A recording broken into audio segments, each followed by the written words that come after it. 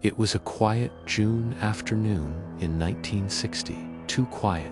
The only sound cutting through the Finnish wilderness was the purr of motorcycle engines as two young couples rode toward lake bottom.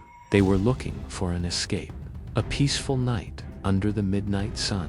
What they found was something else entirely. For Mela, the youngest, it was her first time seeing the lake. Its glassy surface shimmered, and she closed her eyes, feeling the cool air on her skin, completely unaware it would be her last moment of freedom. They pitched their tent by the water's edge, between two old birch trees. They laughed and told stories around a small fire as the sun hung low in the sky, casting a golden glow. But they weren't alone. Hidden just beyond the firelight, a figure stood watching from the trees. It was perfectly still, blending into the shadows. Only its eyes too faint. Reddish glows betrayed its presence. Mela noticed it first. She thought it was a reflection until the eyes blinked. She froze, her heart pounding. When she looked again, the shadow was gone. She tried to tell her boyfriend Niels, but he just laughed, teasing her about campfire ghost stories. Soon, they all fell asleep, wrapped in the innocent warmth of their tent, while the forest outside grew unnaturally silent. Around midnight, the wind died. The birds stopped singing. A pale, trembling hand, not quite humans, slid down the tent's canvas. Mala's eyes snapped open. She heard soft footsteps circling them. The zipper twitched, and then the tent collapsed. Screams tore through the night as something or someone thrashed inside with them. A blade slashed through the fabric.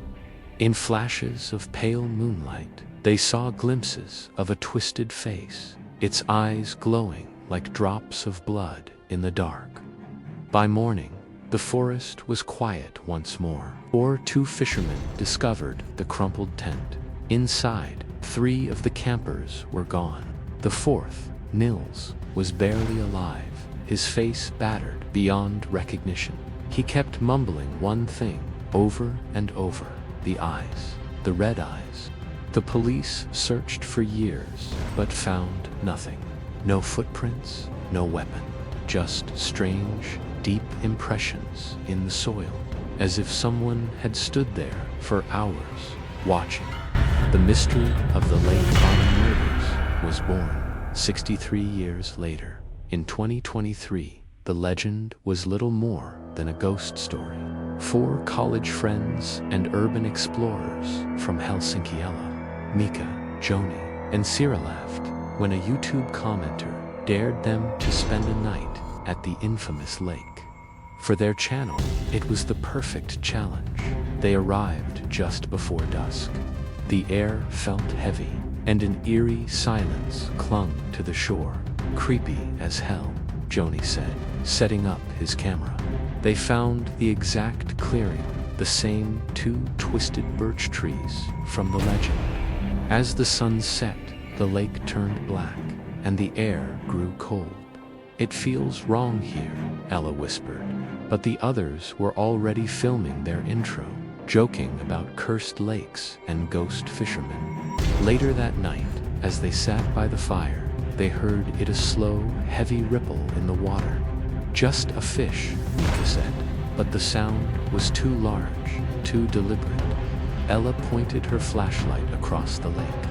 For a second, there was nothing. Then, 2 faint red lights appeared on the opposite shore. "Eyes, ... double quotes," Sarah whispered. As they stared, the lights vanished. Suddenly, the water near them began to bubble. Their fire hissed and died. Their cameras flickered. Then came a dragging sound from the darkness, wet and heavy. "Run!" Mika screamed, but it was too late. The tent imploded, just like in the stories. Chaos erupted, inside shouts, choking gasps, and the smell of blood. Ella was thrown backward from the tent. crawling toward the shore. She turned and saw a tall, skeletal figure standing over her friends. It wore what looked like a tattered old jacket, and its eyes, they burned crimson. The figure tilted its head, and as it stared at her, it whispered something in a low, ancient tongue. The next morning, police found the campsite destroyed. Ella was the only survivor, found half-conscious by the water. When they asked what happened, she trembled and said, "It's still here. It wears his face now." Investigators later recovered a damaged SD card. The last frame of video showed the dark, rippling lake. Just before it cut to black, two red eyes appeared in the reflection. But if you look closer, you can see a second pair of eyes waiting behind them. The local authorities have since closed the area permanently. But on quiet summer nights, villagers say you can still hear laughter echoing across the water.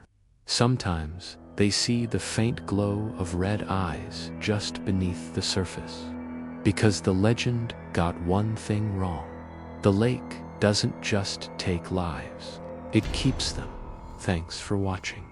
If you enjoyed this story, don't forget to like and subscribe for more chilling tales. Stay safe out there.